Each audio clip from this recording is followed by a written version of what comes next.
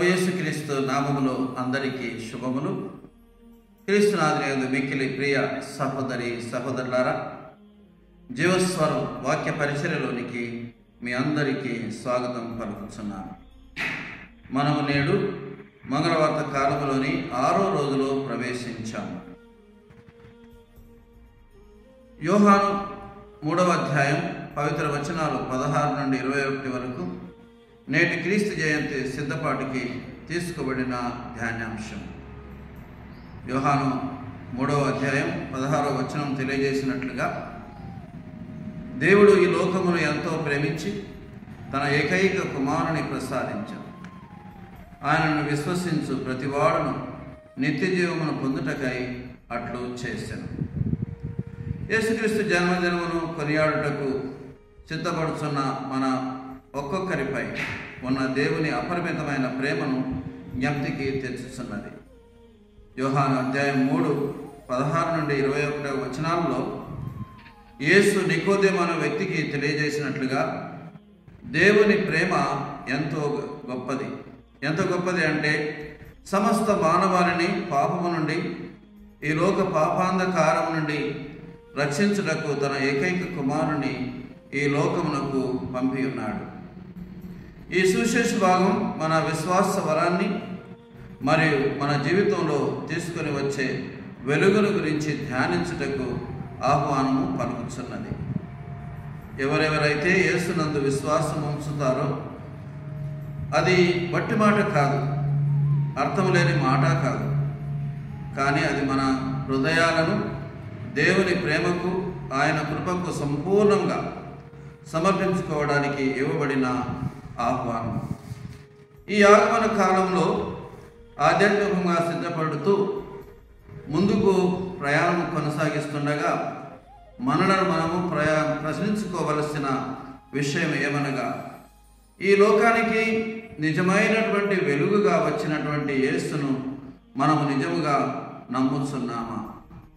ఆయన ప్రేమను, ఆయన కృపను మనము పొందుతున్నామా? నిజంగా ఆయన ప్రేమను జీవితాంతం నడిపించడానికి అనుమతిస్తున్నామా? ఆయన నడిపింపును మనము కోరుకుంటున్నామా? పాపాంధకారము మరియు భయము ఈ లోకంలోనికి వచ్చినటువంటి యొక్క జ్యోతి అయినటువంటి క్రీస్తును అవి ఆర్పలేము. యోహాను అధ్యాయం 1లో చెప్పబడినట్లుగా, ఆ వెలుగు చీకటిలో ప్రకాశించుతున్నది, చీకటి దానిని గ్రహింపలేదు. మరికొన్ని రోజులలో క్రీస్తు జయంతి వేడుకకు సిద్ధపడుతుండగా మన జీవితాలను నూతనించుకోవడానికి, ఆయనను దగ్గరగా అనుసరించడానికి, ఆయన వెలుగులో నడవడానికి, ఆ వెలుగును ఇతరులతో పంచుకోవడానికి మన జీవితాలను నూతనీకరించుకుందాం.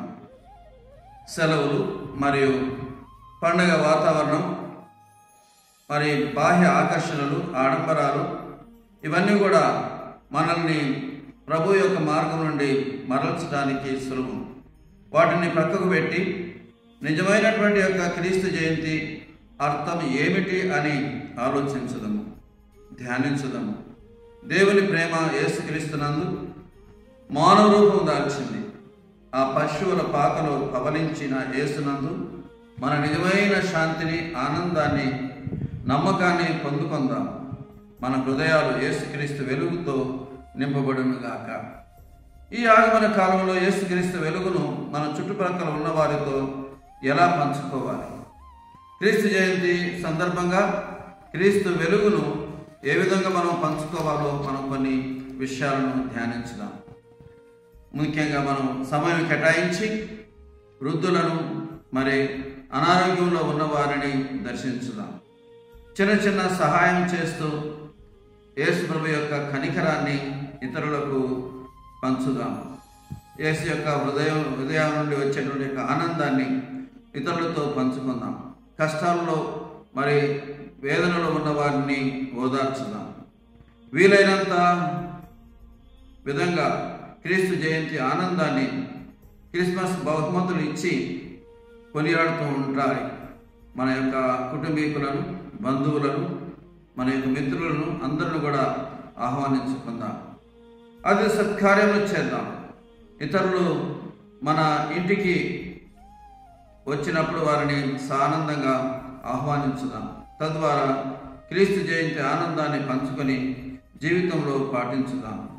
అందరికీ క్రీస్తు జయంతి శుభాకాంక్షలు.